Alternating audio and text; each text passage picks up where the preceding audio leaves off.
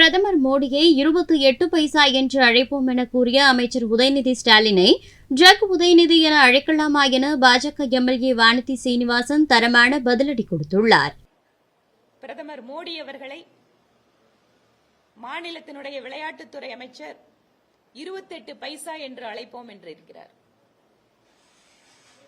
UPA அரசாங்கத்தின் போது 10 ஆண்டுகளாக கூட்டணியிலே நீங்கள் ஆட்சி செய்திருக்கும் போது கொடுத்த தொகையை விட தமிழகத்திற்கு பல மடங்கு அதிகமாக கொடுத்தவர் பிரதமர் மோடி அவர்கள். இங்கு கிடைக்கின்ற வரி வருவாயை மற்ற மாநிலங்களுக்கு இருக்கின்ற அதே விகிதாச்சாரப்படிதான் நம்மளுக்கும் தமிழகத்துக்கு கொடுத்துட்டு இருக்காங்க.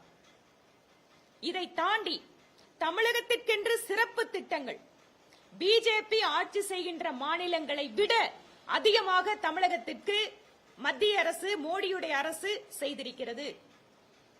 11 மருத்துவக் கல்லூரிகள் தமிழ்நாட்டுக்கு தான் கொடுத்தாங்க, பக்கத்துல கர்நாடகாவுக்கு கொடுக்கல. டிஃபென்ஸ் காரிடார் யூபிக்கு கொடுத்தாங்க, யூபிக்கு அடுத்தபடியாக மகாராஷ்டிரால கவர்மெண்ட் இருக்கு, குஜராத்ல கவர்மெண்ட் இருக்கு, அங்க கொடுக்கல பிஜேபி, தமிழ்நாட்டுக்கு கொடுத்தாங்க. தமிழகத்தில் வளர்ச்சி மேம்பட வேண்டும், தமிழகத்தினுடைய வளர்ச்சி நாட்டினுடைய வளர்ச்சி என பார்ப்பவர் பிரதமர் மோடி. ஆனால் அவரை தரக்குறைவாக 28 பைசா என அழைப்போம் என்று சொன்னால், அப்போது விளையாட்டுத்துறை அமைச்சர் சமீபத்திலே கைது செய்யப்பட்ட ஜாஃபர் சாதிக்குடன் உறவு வைத்துக் கொண்டிருக்கக்கூடிய உங்களை ட்ரக் உதயநிதி என்று அழைக்கலாமா?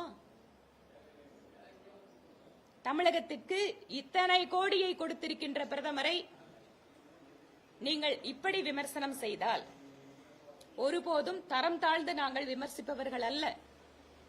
ஆனால் உங்களுடைய நிலையில் இருந்து நீங்கள் பிரதமரை தரக்குறைவாக விமர்சித்தால் அதற்கான பதிலடி நிச்சயமாக கிடைக்கும். தேர்தல் செய்திகளை உள்ளது உள்ளபடி தெரிந்து கொள்ள ரெஃப்ளெக்ட் நியூஸை சப்ஸ்கிரைப் பண்ணுங்க.